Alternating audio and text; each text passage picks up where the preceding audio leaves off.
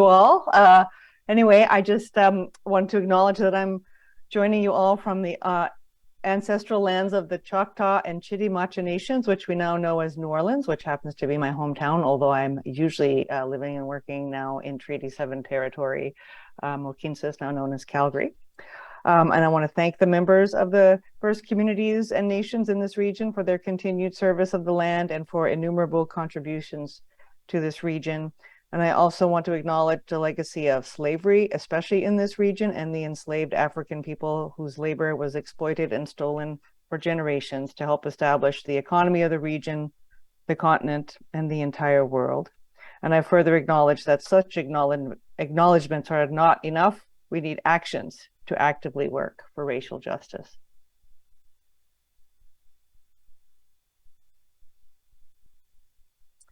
So for the first few slides, I'm going to present the Canadian Worker Co-op Federation and then get into our racial justice strategy. So we are a national bilingual grassroots organization for worker co-ops and related types of co-ops, primarily multi-stakeholder co-ops with substantial worker control, which is purposefully a bit vague, and so that we can be as inclusive as possible in that regard. And also organizations that support the growth and development of worker co-ops. And to that end, we work quite closely with Co-op Zone, the network of co-op developers.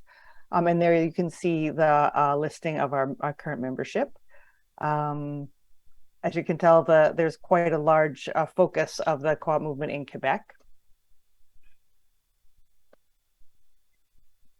In terms of today and what CWCF and the movement are dealing with, like everyone, there's a whole multiplicity of crises facing us, and we feel that, and we're seeing that the increasing interest in the worker co-op model, including in racialized communities, and the rest of the solidarity economy offer solutions to many of today's crises. So the current late pandemic economic conditions, some are saying post-pandemic, we're not there yet, unfortunately.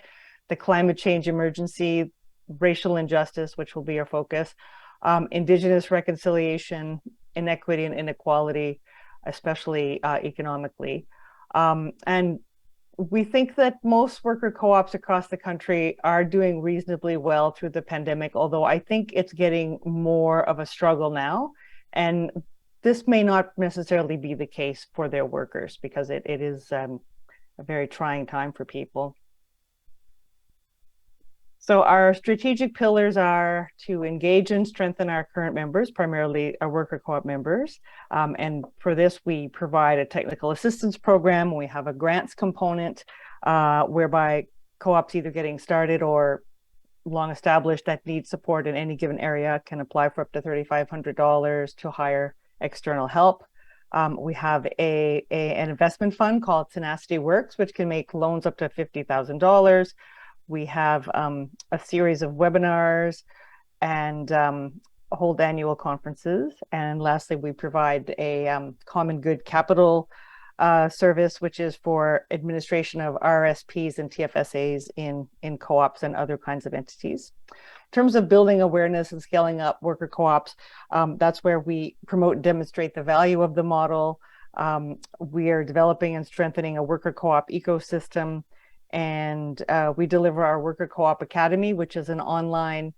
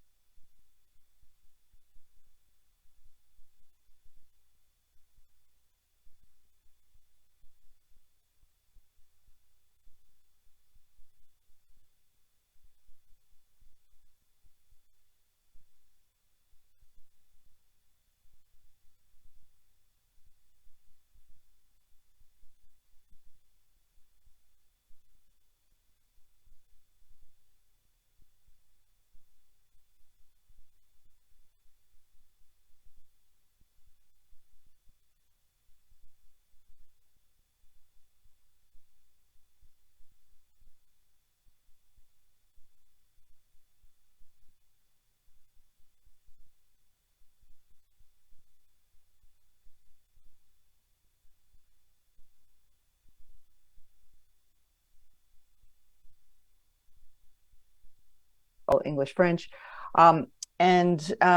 We did feel that over several years, we succeeded to have a more diverse leadership around gender and age and region. And it was in part through having an approach of bringing advisors to our board and also being very purposeful about it. So when we had no younger folk on the board, for example, we had a youth advisor position, and then gradually we've been able to see the board become more diverse in age. And when we had no one from Quebec willing to be an actual director, we had a Quebec director. And we've now overcome that hurdle as well, and we now do have a person from Quebec, Jessica Provencher, and been others. And unfortunately, we found there was not enough progress on racial justice, which is partially a reflection of the fact the movement hasn't been racially diverse enough and inclusive. And the board kind of got into this pattern of when there was a vacancy and the board could make an appointment, it would appoint someone from a different race than white to the board, and they would stay out that term, maybe a year or two, and then tend to not run again. And so that was kind of a flag that we needed to do something more. I think it was kind of viewed as a tokenistic kind of approach. So starting a little over 2 years ago, we started to create very strong statements in response to the Black Lives Matter movement and the coalescing around George Floyd's murder in the US, and also another statement in 2021 around the residential schools crisis. And we decided to strike a new committee that one of our committee members came up with this great name of the Justice, Equity, Diversity, and Inclusion, or JEDI committee, pun intended. And we purposefully sought out majority Black, Indigenous, and other people of color or BIPOC leadership, and decided to keep the focus on racial justice, since that was first of all, a very thorny issue in society where people are feeling they're not making the progress needed, and also the area where we were not keeping up as we wished as much as in others. And then at our November 2020 AGM, we had a keynote by Jessica Gordon-Nemhard, who I understand has also been engaged at the ACE Institute this year again. And we created a terms of reference that you can find on our website, and saw our committee growing, and now it has 11 members outside of the staff that are supporting. And we created a land acknowledgement that you can find at the bottom of our website homepage, which also makes the case that we recognize land acknowledgements are not enough, and then points to our racial justice action plan. So the long-term objective is truly, it's racial and economic justice, but specifically around the worker co-op movement, it's to have a movement in Canada which is racially diverse, inclusive, and just. And in terms of the shorter term, first of all, outreach. We seek to increase awareness about worker co-ops in BIPOC communities and in partnership with BIPOC organizations. In terms of development support, we want to ensure that BIPOC groups and developers have supports by way of capacity building, knowledge, mentoring, and resources for self-development, and feel empowered to engage in worker co-op development. We want to also ensure that BIPOC organizations are aware of the kind of supports that we are providing already. Existing worker co-ops. So we want to increase membership of BIPOC people within worker co-ops, and increase the number of BIPOC customers and communities who are served by worker co-ops. And lastly, in terms of CWCF itself, we want to see CWCF be increasingly engaged in participating with racialized communities, and have them increasingly participating with us. And this is where we decided to create actually 2 positions for BIPOC advisors to our board. And we are going to be, we have done, through leadership of one of the BIPOC members of the JEDI committee, together read a book called Mindful of Race. And we're going to be undertaking a workshop first for the staff and then for the board on anti-racism, in one late next month and one in the fall. So in terms of some of the learnings we've had, one is that white people, we need to do our homework to understand the privilege that we've recognized. Another is to understand that this work is intersectional, because obviously it's a question of what is one's gender, one's orientation, one's age mixed in with one's race. We also have to become more comfortable with uncomfortable conversations in some cases, and not be afraid of talking about hard things together. And it's really critical to build relationships between organizations and effectively especially between people, among people. A message we've heard over and over is that it's critical to avoid tokenism. It's not enough to say we're going to add one person and their job is to deal with the diversity question. There needs to be an infusion of energy from lots of BIPOC folk. Resources and power must be shared, and that's one of the reasons that we're also creating a special type of fund whereby we'll put grants out for groups that are working to build racial diversity and inclusion in worker co-op spaces, and also provide bursaries for training. And we're also looking for other organizations to help to match some of what we're doing. And this around sharing power, that's where we got the idea we need to get advisors to our board. And when we have advisors to our board of any kind, and this is as well true for the BIPOC advisors as others, their voices, they don't have the legal responsibilities of being a board member, but they are treated otherwise exactly equally. And it's really important that we get BIPOC leadership in a wide variety of areas based on people's skills and not only around anti-racism. And lastly, more work is really needed. We need to do more, especially with Indigenous peoples where we haven't made enough progress. But I just want to flag that Co-ops First is a real leader in this space, and we seek to follow what they're doing. So where we are today is we see an increasing number of BIPOC worker co-ops growing up across the country, and also more and more support organizations, which is wonderful. So there's the Black Women Professional Worker Co-op, Blooming Ladies, Eco Sewing Co-op, Coopérative La Termitière, and these are just a few. There are others I'm not naming. And then in terms of support organizations and education organizations, there's the wonderful Freedom Dreams, Solid State Community Industries, that's quite near to where you all are, those of you in person there today in Surrey, iMove in Halifax, and the Women's Multicultural Resource and Counseling Center in Durham, Ontario. Some more recent developments are that our Federation is planning to open up its membership to unincorporated entities or collectives functioning as co-ops that basically are worker run, because we understand in a fair number of racialized communities, especially Black communities, it's more common that the entities would be more informal, and we're seeking to be more welcoming that way.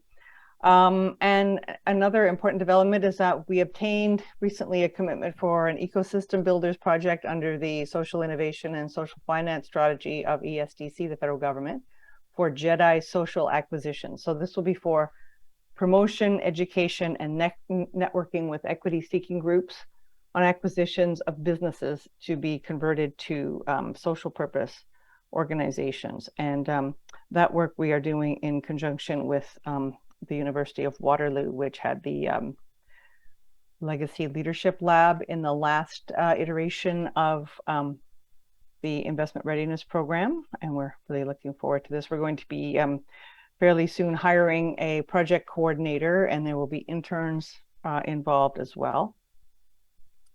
And lastly, our conference theme this year, which the conference will be in Vancouver in mid-November, it's going to be collective power, and it's really around working with equity deserving groups, including those seeking racial justice, to be integrally part of and help by the solidarity economy.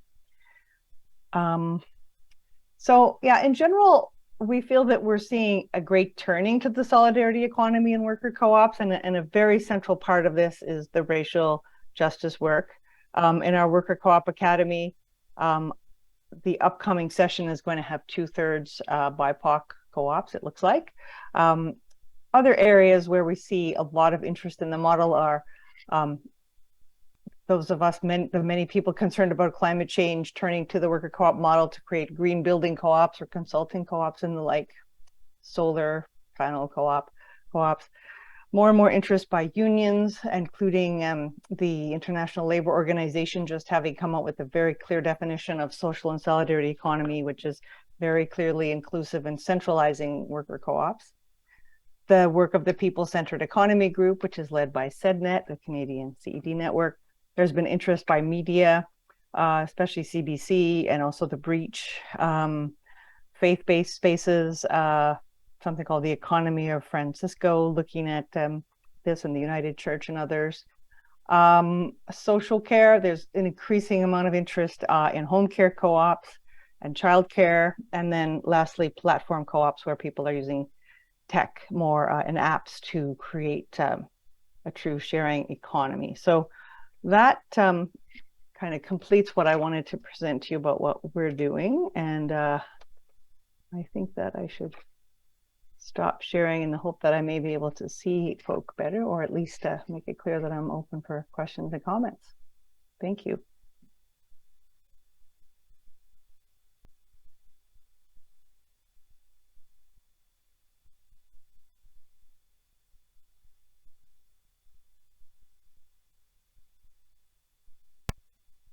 Thank you, Hazel. Do we have any questions for Hazel and the CWCF on their JEDI strategy? I have a question over here. Hazel, this is Steve Deb. Thanks for your presentation. I guess I wanted to ask if you had, I know that south of the border, the U.S. Federation of Worker Cooperatives has done a lot of work in terms of racial justice, and sort of what are the learnings that are coming across the border that you're employing?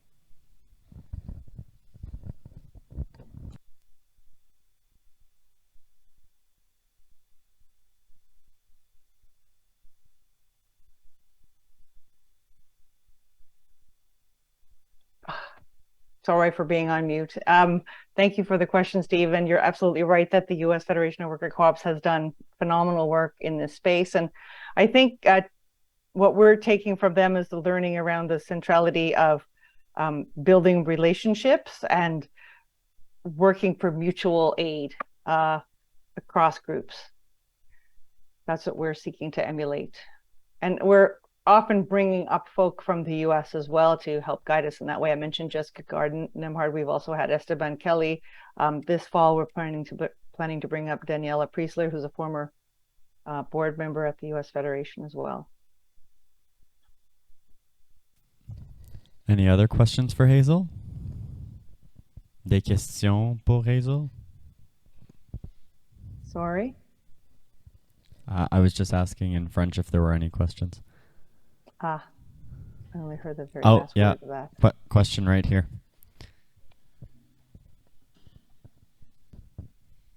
Hey Hazel, nice to see you. This is Esther West. Hi, Esther. It's been a minute. So I was wondering, let's see here. Is there any work done with language justice? As well as, I was wondering if there's any work or, thought around immigration and using the co-op model to support immigrants, that sort of thing. So yeah, thank you. In terms of language justice, we are increasingly making use of translation into French. We did just hire a new executive assistant who is bilingual, French English. A lot of those co-ops that I called out as recent BIPOC co-ops in Canada are in fact of immigrants.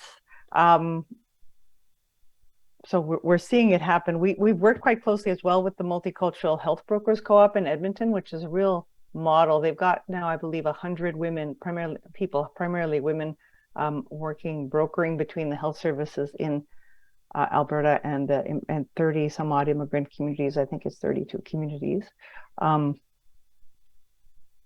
Yeah, that actually has been part of our diversity approach as well, is to reach out in immigrant communities.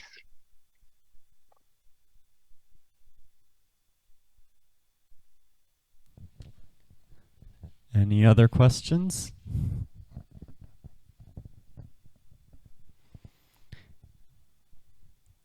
Seeing none, I'd like to thank you for your time, Hazel, this afternoon, and for the presentation.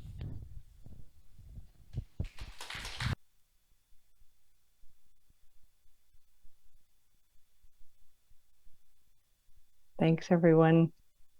Enjoy the rest of the Institute.